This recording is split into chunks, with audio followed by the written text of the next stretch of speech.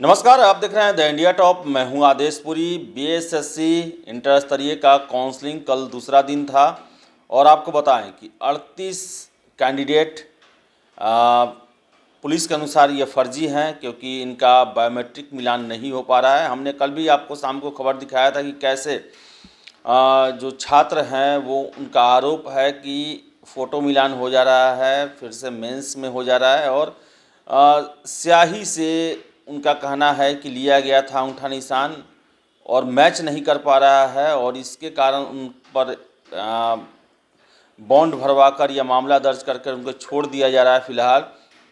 तो आपको बताएं कि कुल 97 ऐसे कैंडिडेट हो गए हैं जिन पर मामला दर्ज हुआ है अभी तक 2 दिनों के अंदर में। तो पेपर में भी दिया हुआ है, जो खबरें आई हैं दैनिक जागरण के अगर हवाले से हम बात करें तो इसमें दिया हुआ है कि काउंसलिंग के दूसरे दिन 38 मुन्ना भाई पकड़ा है। आपको बता दें कि बीएसएससी की प्रथम इंटर स्तरीय संयुक्त परीक्षा काउंसलिंग के दूसरे दिन 38 मुन्ना भाई पकड़े गए। काउंसलिंग से पहले गुरुवार को इन अभ्यर्थियों की उंगलियों और अंगूठे के निशान तीन चार बार लिए गए। इसके बावजूद मुख्य परीक्षा और प्रारंभिक परीक्षा में लिए गए निशान से डाटा मैच नहीं हुआ। इसके बाद आयोग की ओर से इन अभ्यर्थियों को श्री कृष्णपुरी थाने के हवाले कर दिया गया। काउंसलिंग के पहले दिन बुधवार को 61 अभ्यर्थियों की उंगली के निशान नहीं मिलने के कारण पुलिस के हवाले किया गया था। आपको बता दें कि आयोग की ओर से 42 पदों की 13,120 रिक्तियों पर नियुक्ति के लिए काउंसलिंग की जा रही है। 14,440 अभ्यर्थियों को काउंसलिंग के लिए चयनित किया गया। इनमें 14 दिसंबर को पहले दिन की काउंसलिंग स्थगित कर दी गई। इसकी काउंसलिंग तिथि 24 दिसंबर के बाद निर्धारित की जाएगी। इसके लिए 1-2 दिन में अधिसूचना जारी कर दी जाएगी। गुरुवार को 1500 अभ्यर्थी बुलाए गए थे। 1301 अभ्यर्थी उपस्थित हुए। काउंसलिंग की 1 सप्ताह के अंदर अंतिम संस्तुति संबंधित भेज दी जाएगी। आपको इसका खबर दिया हुआ है और ये दिया हुआ है कि बीएसएससी के प्रथम इंटर स्तरीय प्रतियोगिता परीक्षा में फर्जीवाड़ा मामले में एसके पुरी थाना ने अब तक 97 अभ्यर्थियों के खिलाफ मुकदमा दर्ज कर कार्रवाई शुरू कर दी है। एसके पुरी के थानेदार एसके सिंह ने बताया कि फिलहाल बॉन्ड भरवाकर आरोपित अभ्यर्थियों को छोड़ दिया गया है और मामले की जांच की जा रही है और जो भी गड़बड़ी करने वाले हैं उनको नहीं बख्शा जाएगा, ऐसी खबरें आ रही हैं।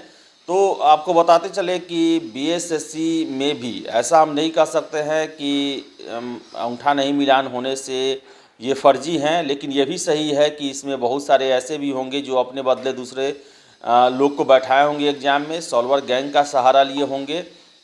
क्योंकि अब अगर हम देखें तो बिहार के सभी परीक्षाओं में ये आम हो चुका है कि सॉल्वर गैंग को बैठाया जाता है और ख़ासकर सरकारी परीक्षाओं में, चाहे वो केंद्रीय चयन पर्षद की परीक्षा हो या फिर बीएसएससी की परीक्षा हो या अन्य परीक्षा हो, नीट तक मामला आया था। लेकिन सबसे बड़ी बात है कि पुलिस केवल यही जांच करती है कि ये छात्र नहीं बैठे थे एग्ज़ाम में, ये जांच नहीं करती है कि आखिर इसका सरगना कौन है। इतने लोग पकड़े जा रहे हैं या पहले भी पकड़े गए बिहार सिपाही की परीक्षा में, उनके पूछताछ के आधार पर क्यों नहीं कार्रवाई की जाती है। आखिर जब तक उन पर कार्रवाई नहीं की जाएगी तब तक ये मामले होते ही रहेंगे।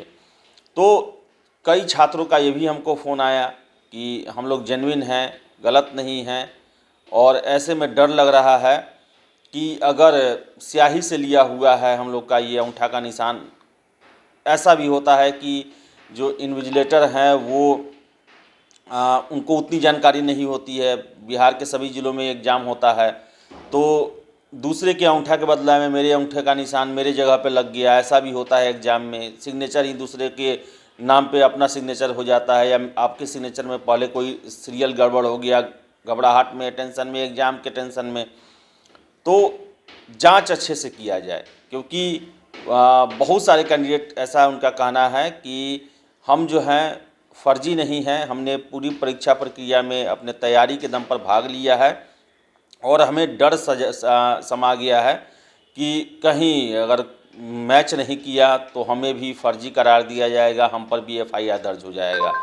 तो आयोग को और पुलिस को ये ध्यान में रखना है कि जांच जो है पूरे अच्छे तरीके से किया जाए, क्योंकि आपके द्वारा अगर एक मामला दर्ज कर लिया जाता है तो पूरा स्टूडेंट का कैरियर बर्बाद हो जाएगा। इस परीक्षा में वो 2-2 फेज पार करके 7.5 साल लगा के आए हुए हैं।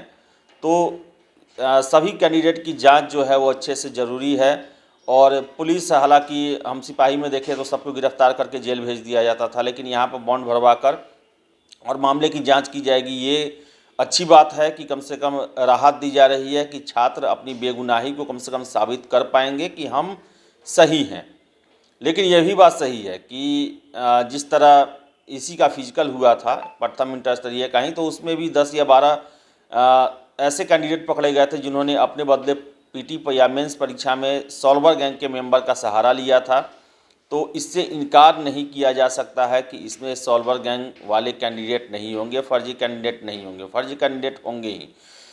और मैं फिर हमेशा बोलता हूँ, आगे भी बोलते रहूँगा कि वैसे कैंडिडेट जो अपने बदले पीटी या मेंस में दूसरे को बैठाए थे, सॉल्वर गैंग का सहायता लिए थे, आपने गलती किया है, पाप किया है। और अभी से भी एक हिदायत है कि आप काउंसलिंग कराने ना जाएं। काउंसलिंग कराने जाएंगे आप पकड़े जाएंगे, आप दूसरे कानूनी पचड़े में पड़ जाएंगे। इसलिए गलती मानते हुए आप अपने गलती किया है और बड़ा गलती ना हो जाए कि आप काउंसलिंग कराने पहुँचे और जेल पहुँच जाएं। तो उसके लिए है कि आप काउंसलिंग में भाग ना लें।